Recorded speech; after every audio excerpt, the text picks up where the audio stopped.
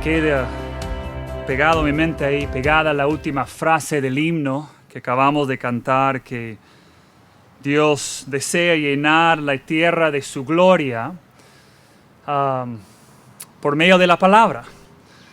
Y es cierto que la proclamación de la palabra del Señor glorifica al Señor porque es su voz llamándonos a responder. Espero que así sea con la palabra hoy día. Continuamos en nuestra serie en el libro de Primera de Juan. La serie tiene como título La certeza del creyente.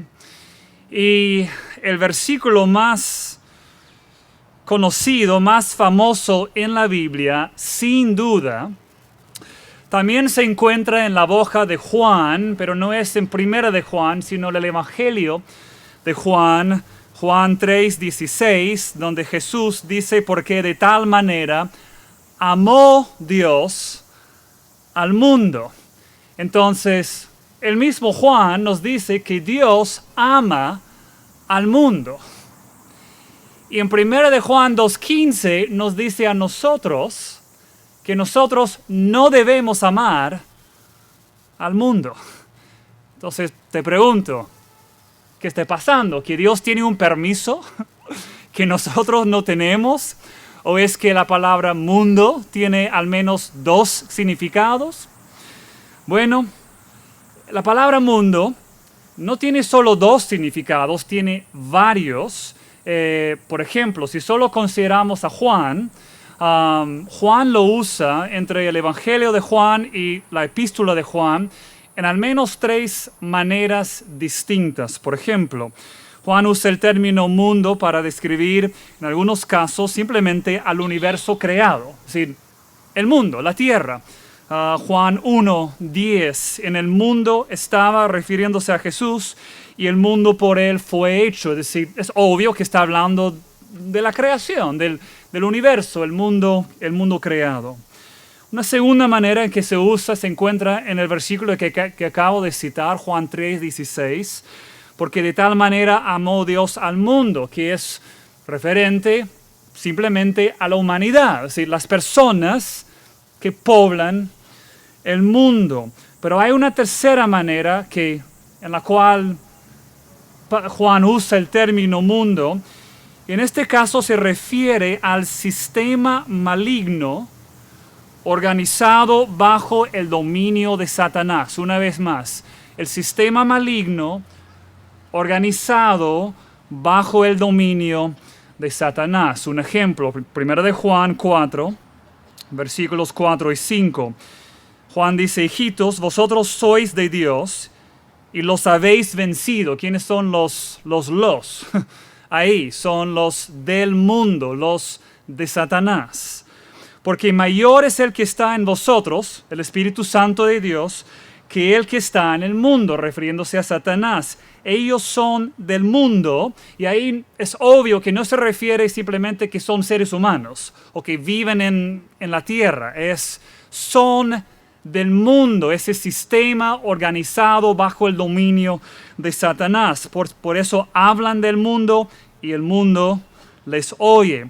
Y es en ese sentido, en el sentido del mundo maligno, ese sistema que va en contra de la voluntad de Dios. Es así que Juan, en 1 de Juan 2:15, usa el término cuando nos dice a nosotros que no debemos amar al mundo. No debemos amar a ese sistema mundano que es en contra siempre de la voluntad de Dios. Quiero que lo piensen de esta forma, un par de descripciones para ayudarnos. El término mundo, y me refiero al término griego, es un término que tiene que ver con estructura o orden. Es decir, el opuesto sería caos o desorden. Entonces, mundo es orden, estructura. Entonces, el mundo es un sistema ordenado, un sistema organizado. El problema es que el sistema del mundo tiene como gobernador a Satanás. está bajo su dominio. Y por eso es correcto que sentimos en distintas maneras que a veces hay maldad en el mundo y ni sabemos de dónde viene. Sí, a veces sí, pero a veces no. Es como que hay ciertas influencias que corren.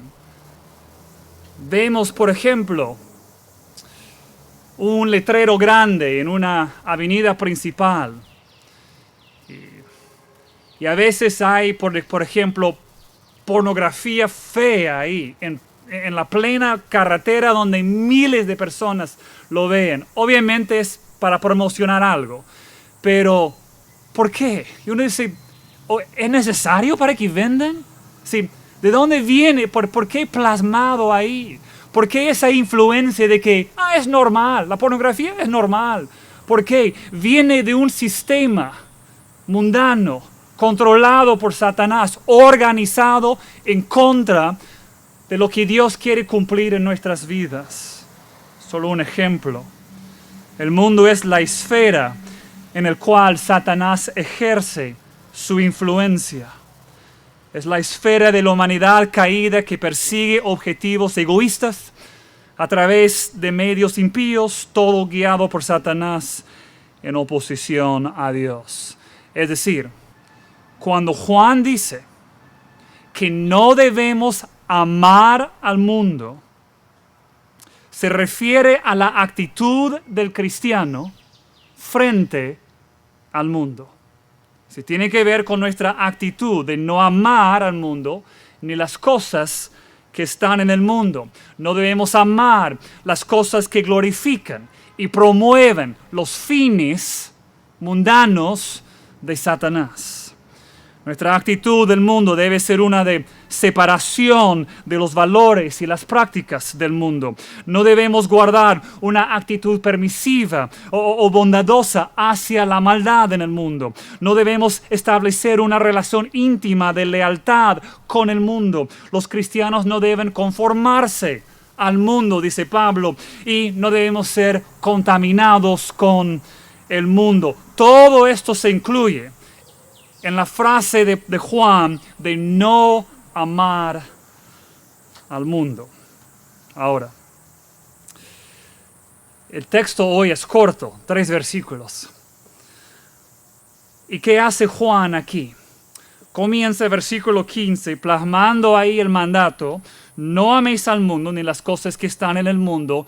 Y luego con lo que queda ahí del versículo 15 al versículo 17 tiene 2 fines o dos cosas. Y es que, bueno, una cosa con 2 direcciones. Quiere mostrarnos por qué no debemos amar al mundo. Es decir, nos llama a seguir su mandato de no amar al mundo y luego nos da 2 explicaciones de por qué no debemos amar al mundo. 2 respuestas. 1. El primero tiene que ver con la incompatibilidad del amor al mundo y el amor del Padre. La afirmación que hace Juan en el versículo 15 es que el amor por el Padre y el amor por el mundo se excluyen mutuamente. Versículo 15, no améis al mundo ni las cosas que están en el mundo. Si alguno ama al mundo, el amor del Padre no está en él. Es decir, clásico Juan, ¿no es cierto? Lo hemos visto, Dios es luz. No hay nada de tinieblas, luz, tinieblas. En este caso es amar al mundo o amar al Padre. Puede ser que quieras las 2 cosas y es imposible. Es ilógico. Es imposible. Amar al mundo o amar al Padre se excluyen mutuamente. Ahora, tú dices, pero no me gusta la manera que Juan habla. Yo prefiero algo un poco más matizado, un poco más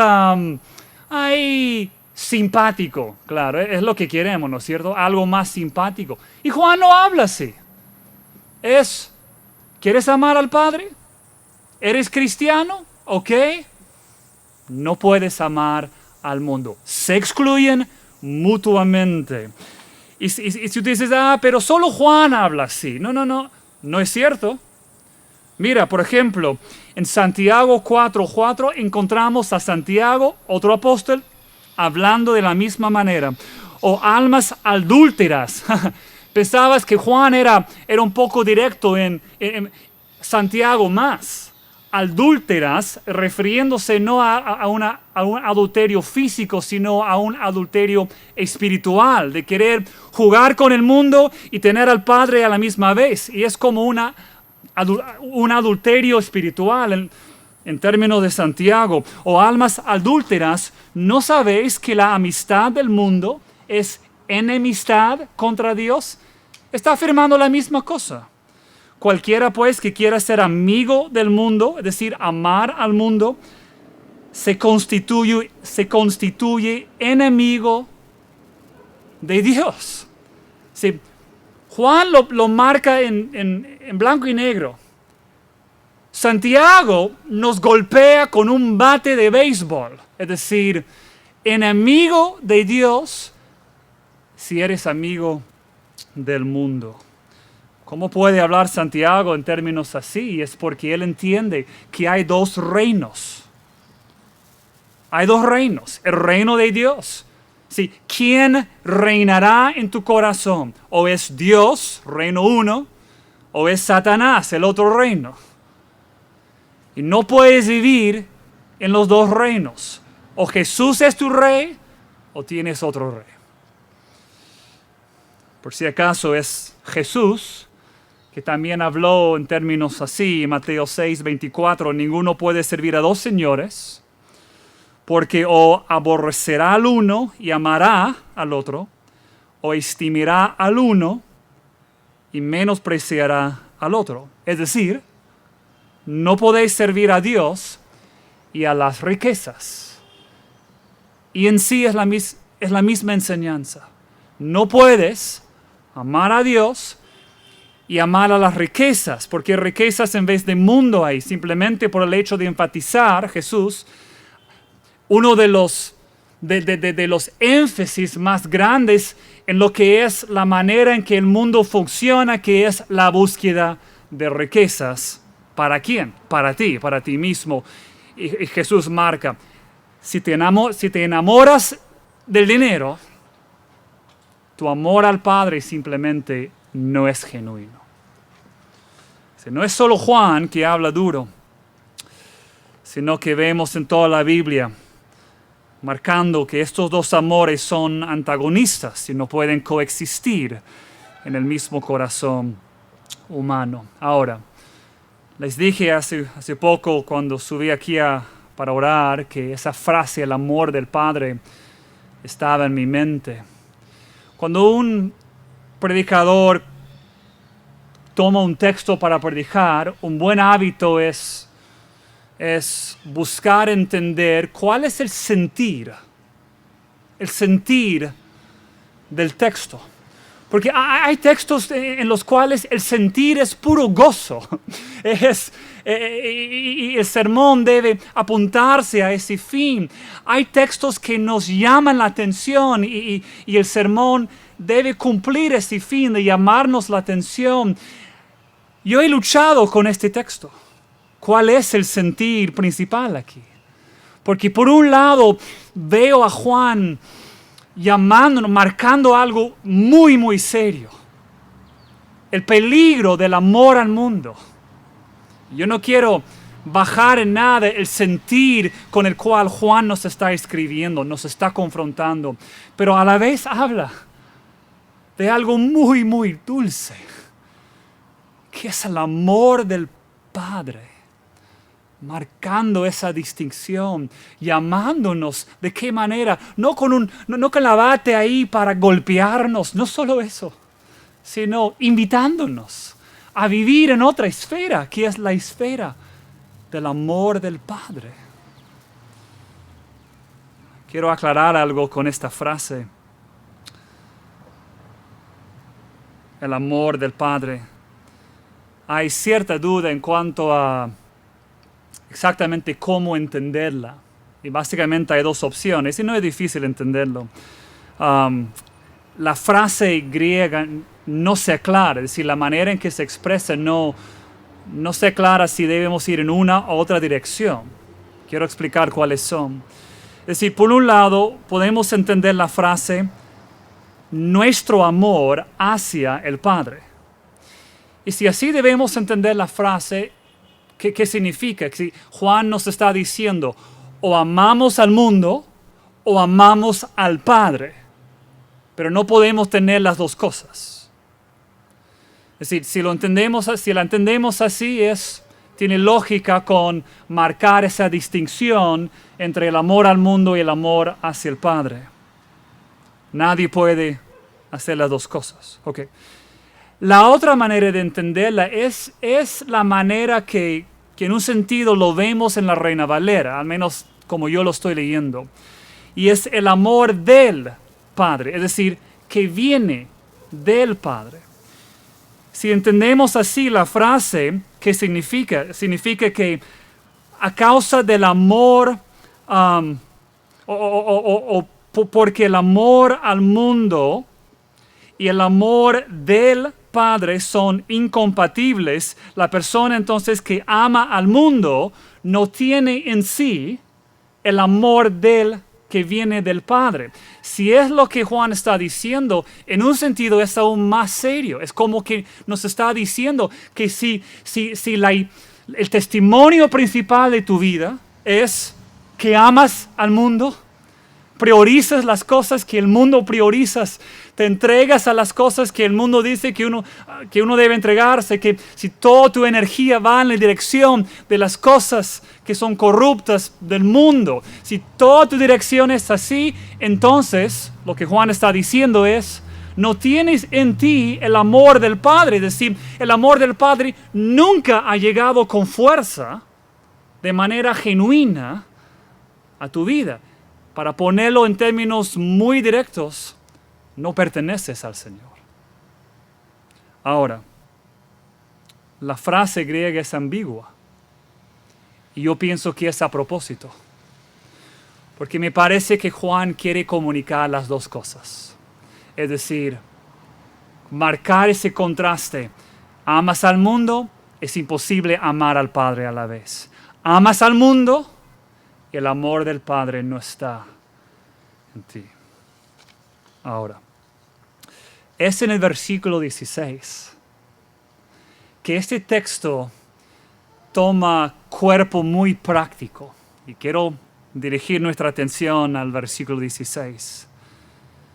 Es aquí donde vemos que el corazón de por qué Juan marca la incompatibilidad del amor al mundo y el amor hacia el Padre.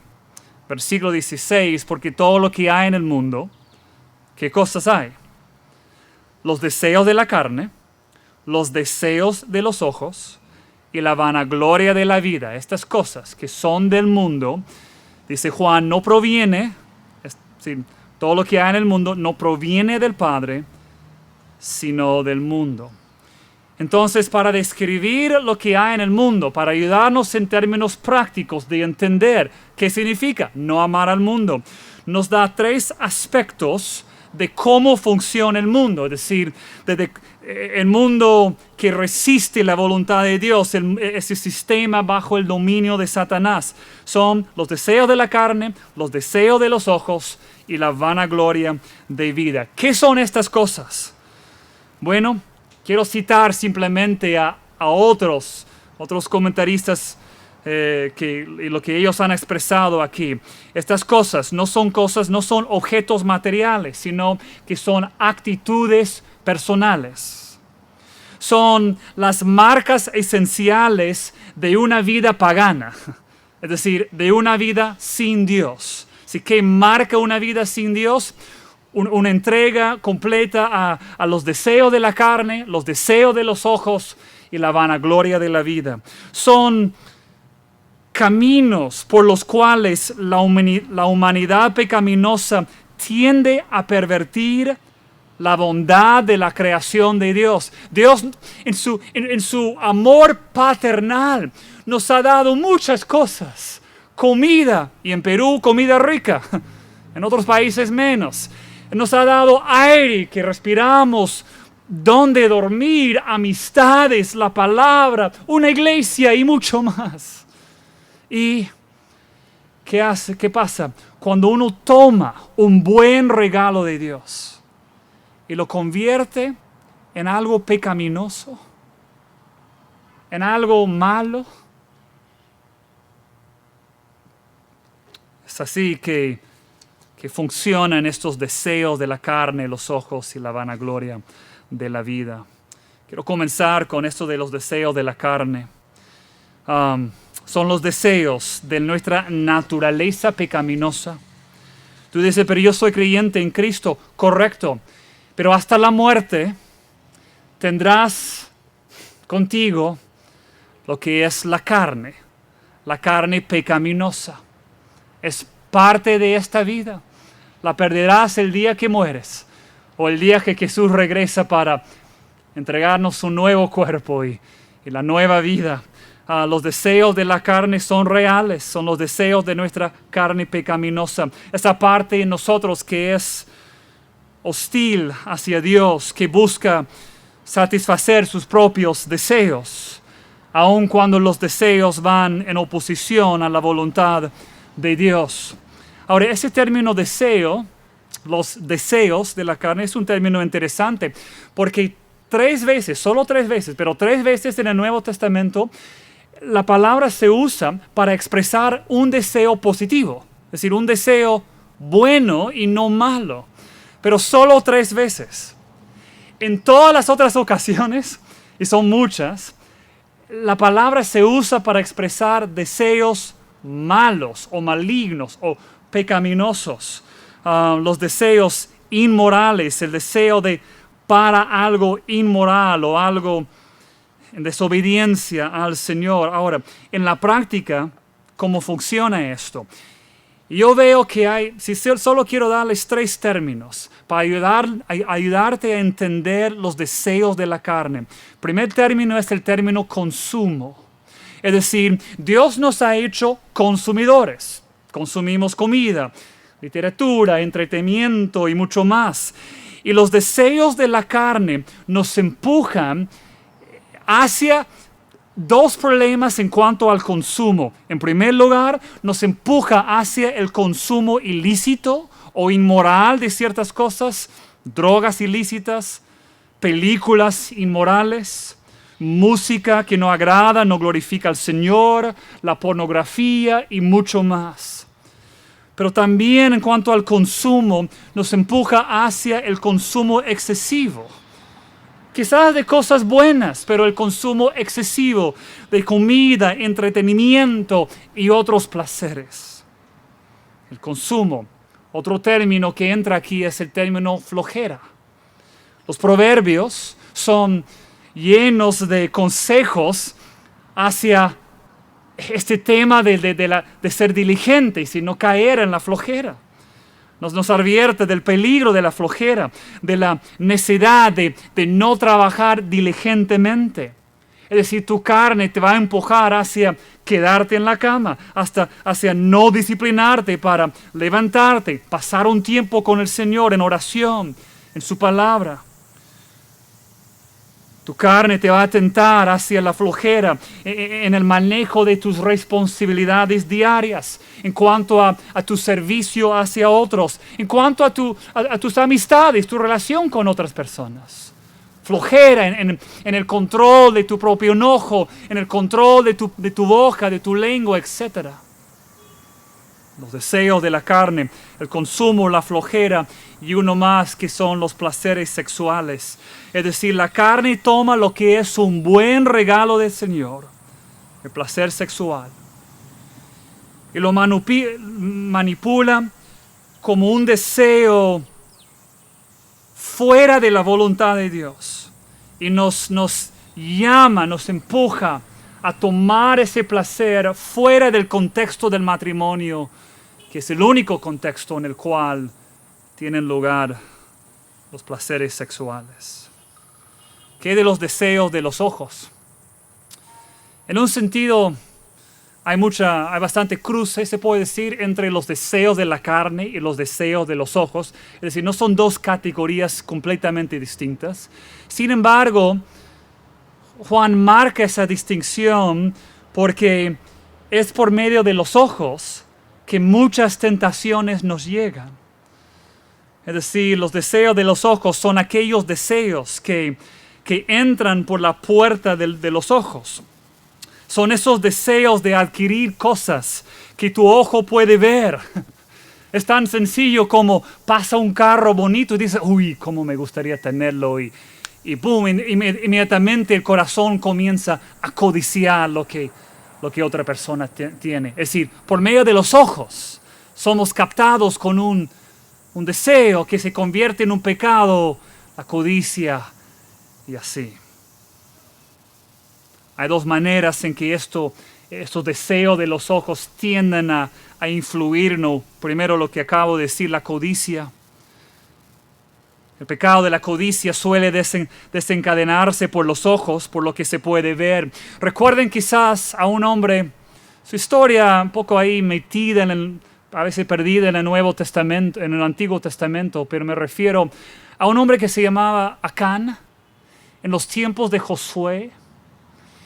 Y el pueblo de Israel había conquistado a la ciudad que se llama Jericó. Y como era la primera ciudad conquistada por el poder milagroso de Dios en la tierra prometida, Dios dijo, esta vez tiene que quemar todo. Todo va a ser todo lo que quede, los bienes del pueblo conquistado es como un sacrificio mío. Y luego, en otras conquistas ya les corresponderá a ustedes los bienes que conquistan. Y había un hombre Acán que vio con los ojos. Y el texto específicamente enfatiza, no voy a tomar el tiempo para buscarlo, pero enfatiza ahí en Josué capítulo 7 el hecho de que vio, ¿qué cosa es una túnica? Vio plata, oro. La tentación entró por la puerta de los ojos. Y decidió en desobediencia al Señor tomarlo y así funciona, ¿no? La codicia por lo que uno puede ver. El otro término tiene que ver con los falsos valores. Y aquí es interesante que Juan menciona los deseos de los ojos. Está marcando algo, que nosotros con los ojos, ¿qué hacemos?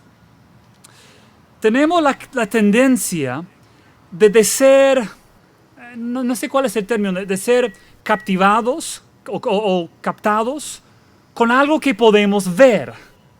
Y normalmente tiene una conexión con algo bueno, algo bello, algo, mira, si es un carro del último modelo, algo bello, que funciona, que cumple su fin, que es bueno, si es una película bien hecha, dinámica, con todo, es decir, nuevamente algo que tiene en sí cierta evidencia de la bondad de Dios en ser algo bueno. Pero ¿qué pasa? Con los ojos vemos y damos un valor a algo que no necesariamente lo tiene. Es decir, una película que en lo que es gráfico, diseño, historia interesante y todo, quizás capta la atención, pero simplemente te plasma toda una perspectiva mundana, con imágenes que vienen del mundo y no del Señor. Y uno pone un valor ahí, quiero verla, y es un valor mal puesto. Porque entra por los ojos la tentación y así. Uno dice, uy, cómo me gustaría ese carro. Pero no sabes que tener el carro no necesariamente será de bendición en tu vida. Podría ser el opuesto si Dios no te lo quiere dar. Es decir, los ojos nos engañan porque nos llaman a considerar, poner un valor a algo que no lo tiene. Piensa en David. Cuando con sus ojos vio a Betsabé bañándose en el techo y vio su belleza y quiso tomar, cosa que es la creación de Dios, la belleza, pero quiso tomar la belleza de Betsabé para sí mismo. La belleza de Betsabé pertenecía a su esposo y no perteneció a David.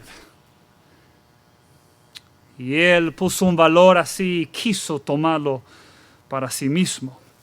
Es decir, el deseo de los ojos es el amor a la belleza divorciado del amor a la bondad. ¿Y qué de la vanagloria de la vida? Y esta manifestación de lo que el mundo valora es la jactancia de lo que una persona tiene o hace. Es la soberbia jactante, es esa actitud de jactancia basado en posesiones materiales o en una prominencia social, un lugar social que uno pueda tener. Es un vicio que requiere un público. Si los deseos de la carne, eso uno puede tenerlo por sí mismo en privado. Los deseos de los ojos también. Pero la vanagloria de vida demanda un público. Es decir, es esa jactancia delante de otros. Y es aquí donde vemos el amor, donde vemos marcado de manera más fuerte el amor al mundo y el amor hacia el Padre. El mundo no solo acepta la vanagloria de la vida, la glorifica.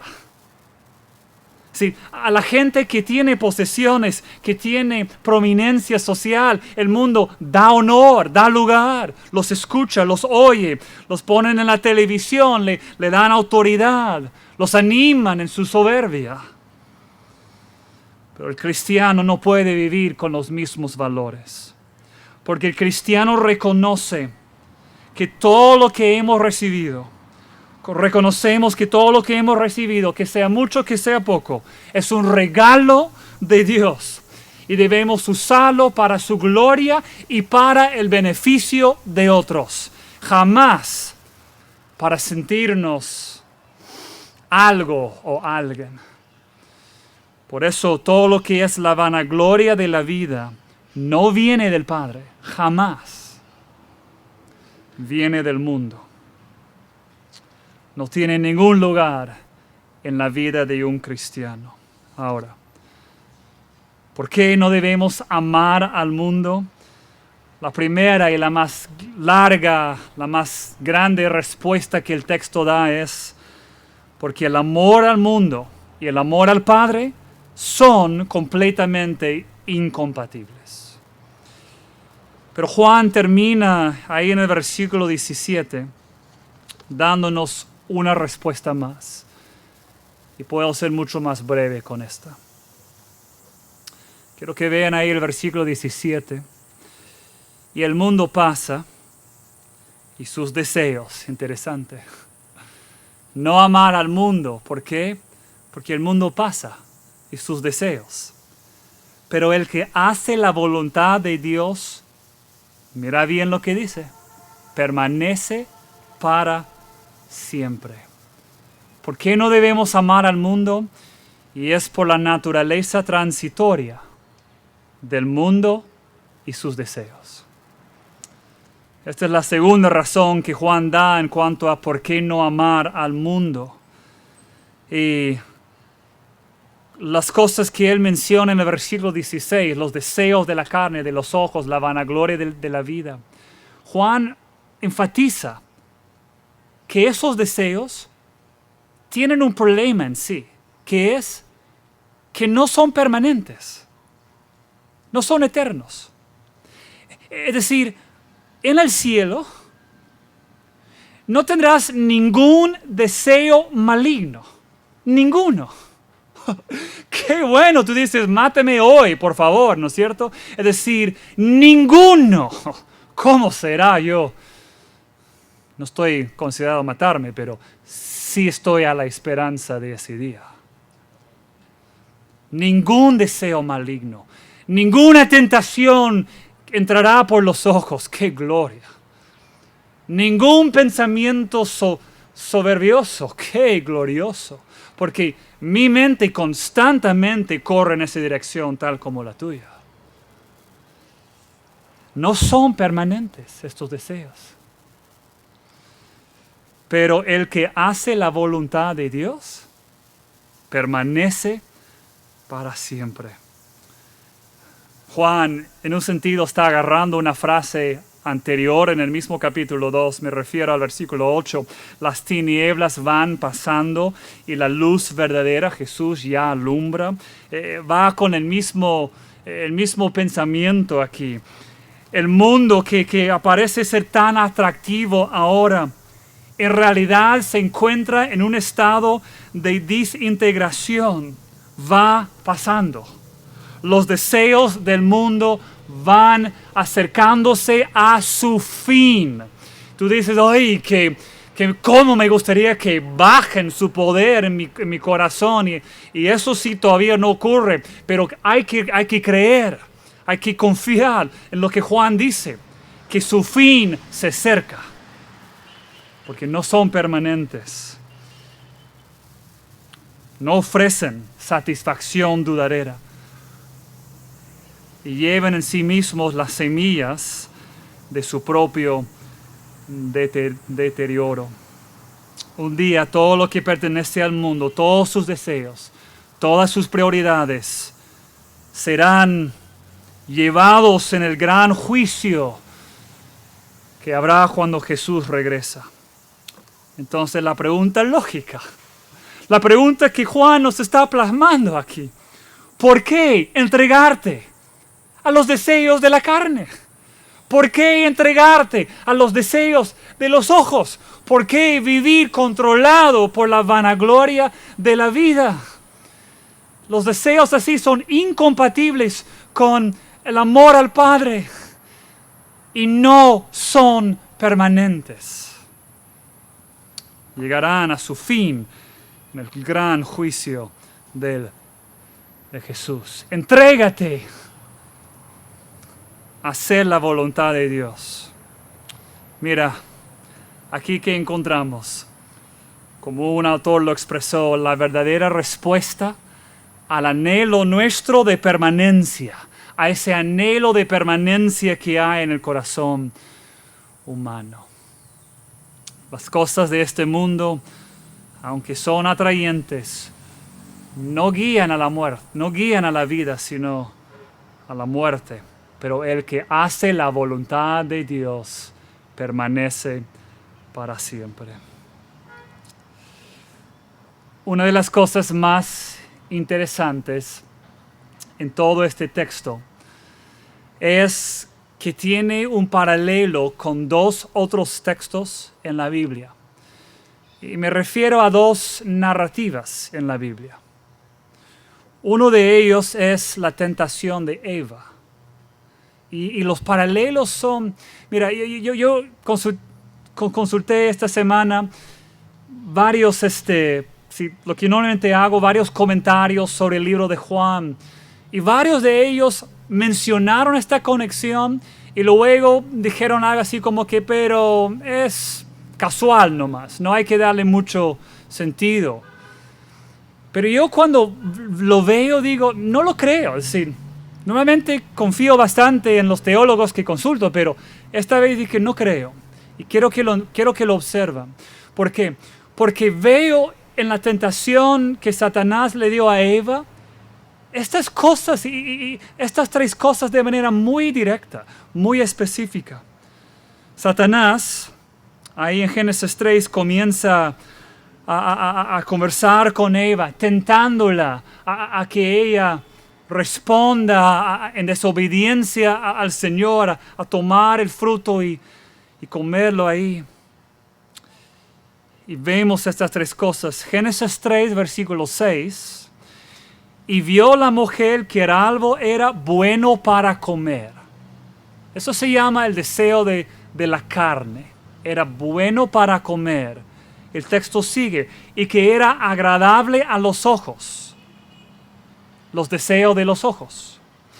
Y era árbol codiciable para alcanzar la sabiduría.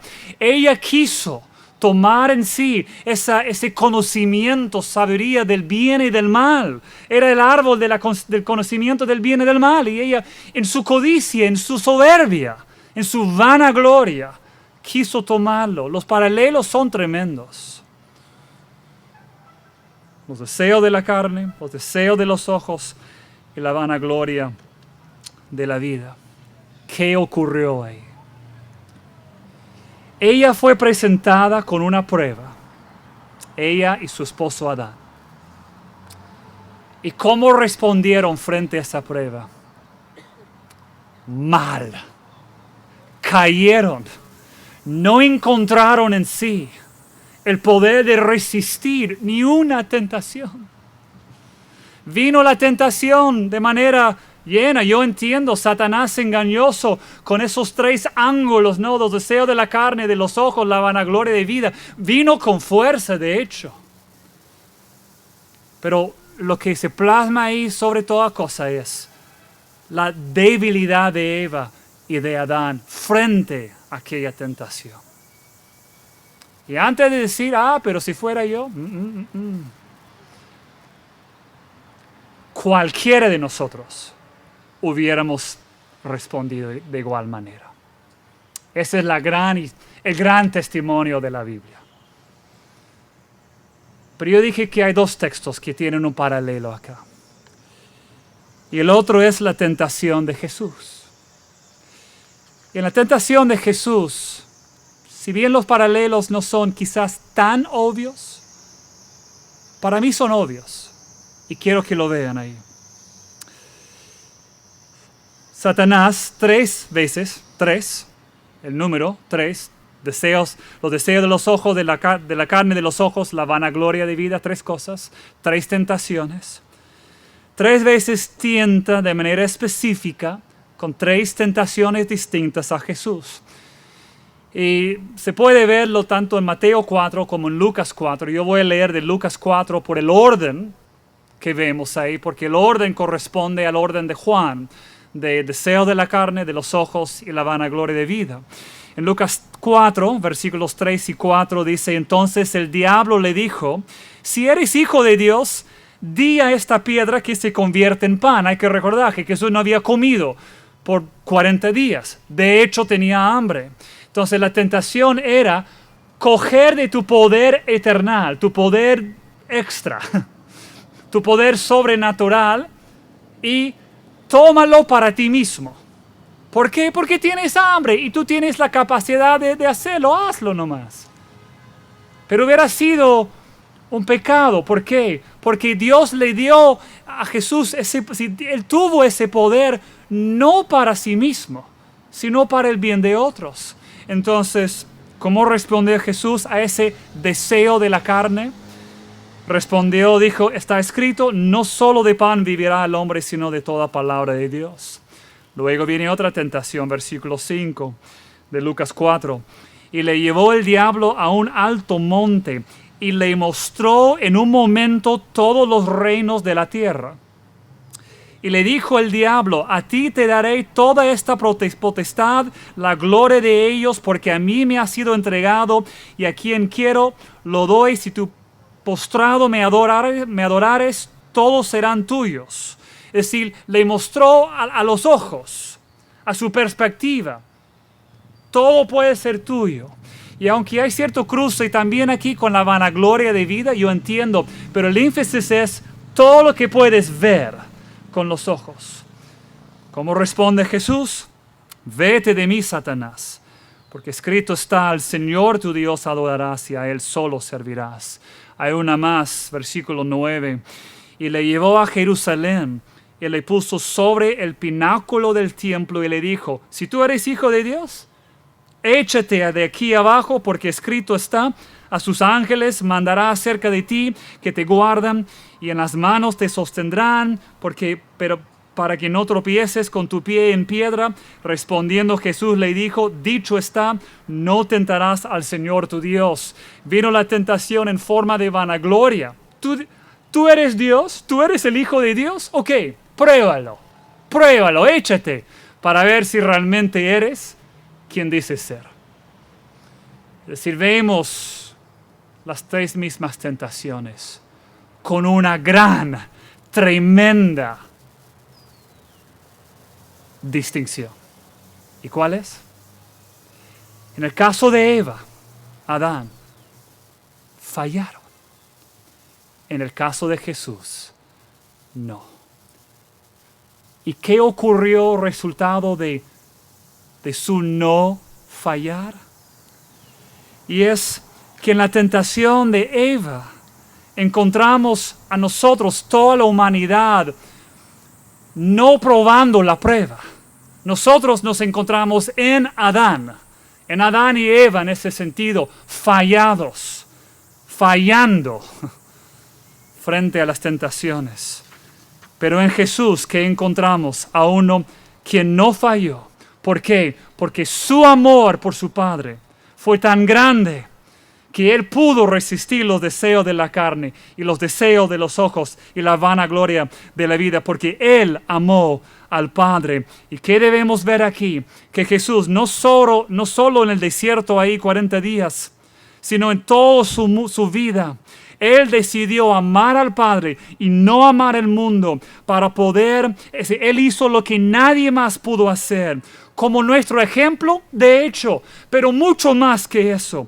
Es decir, su obediencia al Padre, su obediencia justa, vino a ser el camino para nuestra justicia. Aquí cito Romanos 5, 18 y 19. Así que como por la transgresión de uno, Adán, vino la condenación a todos los hombres, como nosotros nos encontramos en la caída de Adán y Eva, frente a las tentaciones, nosotros estamos bajo condenación. De la misma manera, por la justicia de uno, Jesús. Y vemos la justicia en que Él, frente a las mismas tres tentaciones, no falló, no cayó, sino que Él conquistó las tentaciones, conquistó al pecado y por ende la muerte que viene a causa del pecado. ¿Y qué significa para nosotros? De la misma manera que por la justicia de uno, Jesús vino a todos los hombres la justificación de vida. ¿Cómo te encuentras? En la presencia de Dios justo. Tú y yo fallamos constantemente frente a estas tentaciones. ¿Cómo podemos estar sin temor delante de la presencia de Dios? Y es porque la justicia de Jesús cuenta en nuestro lugar. Así como por la desobediencia de un hombre, Adán, los muchos fueron constituidos pecadores, así también por la obediencia de uno, Jesús, los muchos serán constituidos justos. ¿De dónde viene el poder de resistir estas tentaciones hacia el amor al mundo? ¿De dónde encuentras el poder de amar al Padre con todo tu corazón? Viene por medio de la fe en Jesucristo.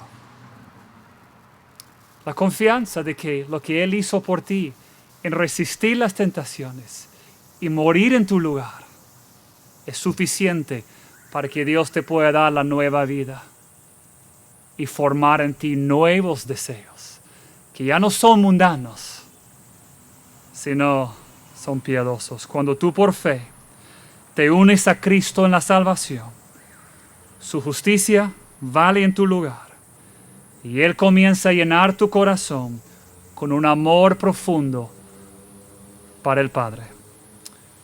Y las cosas de este mundo, ¿qué ocurre? Comienzan a perder poco a poco, pero a perder su llamar en nuestras vidas. Porque Dios llena tu corazón con el amor suyo.